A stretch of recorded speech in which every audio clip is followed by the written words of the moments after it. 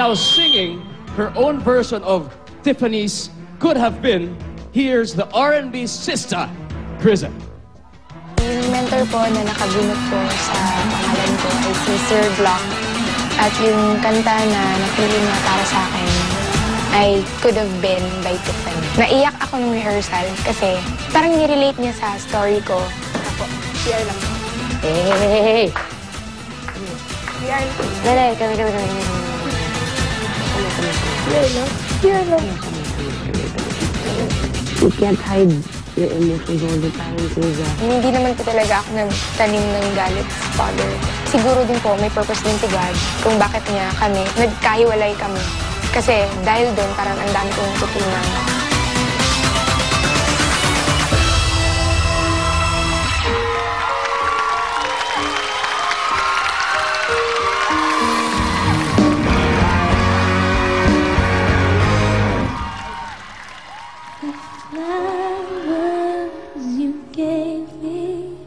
I'm just about to die.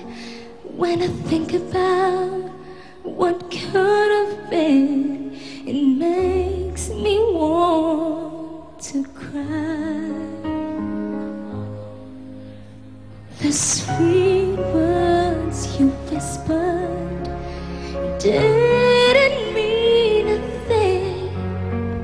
I guess our song is over as we begin to sing. Every time I get my hopes up, they always seem to fall. Still, what could have been is better than what could never be.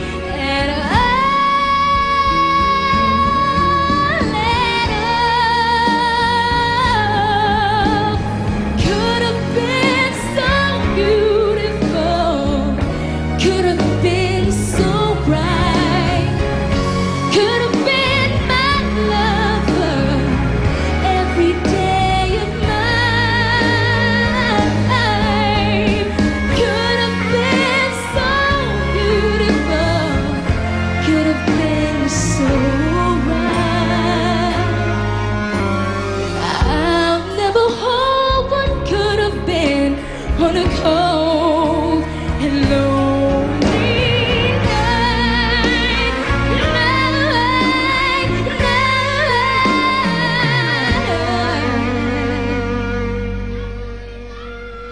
How can you hold what could have been on a cold and lonely?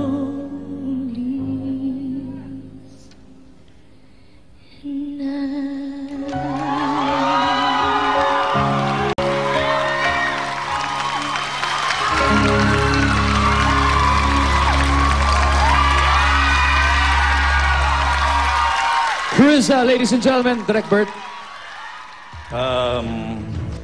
Nabalitaan ko na parang masyado kang naapektuhan nung nangyaring drama sa buhay ni Lovely, no? Kasi nasa similar situation ka din, meron kang issues sa tatay or something.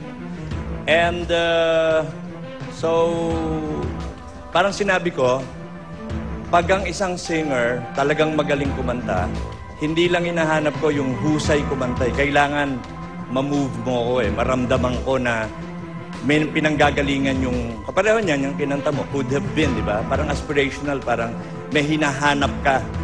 So, nailabas mo yon. Nailabas mo yon. Nakita ko ngayon yun. In spite of, ilan taon ka na?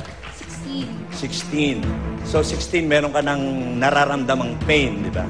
So, sinabi nga din ni Sherry, na yung mga tension, yung mga pain na ganyan, dapat magamit ninyo in a positive way sa performance. Parang nagawa mo ngayon. And so nakita ko na yung both sides mo. Last week, masaya ka Di ba? Nag-super bass ka, di ba? So, sorry nga lang, napunta ka sa bottom 2. Pero nandito ko pa rin ngayon.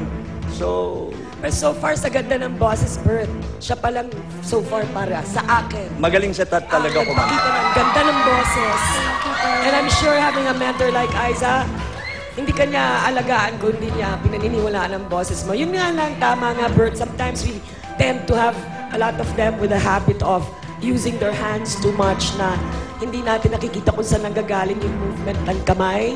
Minsan, ka lang, isipin natin, let the heart move you. But sa ganda ng boses, tumayo talaga yung balahibo ko.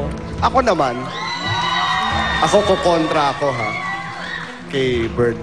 Ako naman, hindi ako naman na-move sa pagkanta mo ngayon. Parang ang feeling ko panay drama. Pero, confident pa rin ako kasi ang ganda ng boses mo eh. So, miski walang drama, tingin ko makakalusot ka pa rin. Kasi miski anong kantahin mo, ang linis-linis ka kumanta. So, yun, yung mag-ano lang ako. Parang, Pero sa nakita natin, may drama din yung buhay niya, di ba? oh, definitely. So, Babae kasi. ayun, nagamit. Madrama talaga kami. Gusto ko lang tanongin si Aiza, ano ang feeling mo dun sa choice ng song na binigay ni Glock 9? I think bagay na bagay sa kanya. That's why we were able to use her story, no? Para mas maging, mas magkaroon ng kwento. Kasi po, well, sorry sir, I have to disagree with you, no? Na sinasabi mo na may drama ganyan. Kasi para po sa akin, and naniniwala ako na, of course, you're a songwriter. And ang artist, ang singer, kaya nagiging art ang singing, is kapag nailalagay mo yung sarili mong interpretasyon sa isang kanta. How do you make it your own? Ginawa na ni Tiffany yan eh. So how did she make it her own? I think she did amazing. Alam mo yun sa ginawa niya kanina. Kasi ginamit niya yung kwento niya para maipakita sa mga tao na ito tong kanta na to. And I think she did just that. All right. Very, very proud of this kid.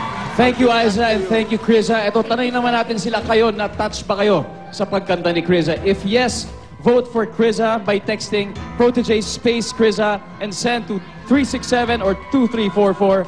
And now, check natin yung ating live ranking. Nangunguna sa ating unofficial ranking si Nomer, followed by Kriza. And on number 3 is Denise.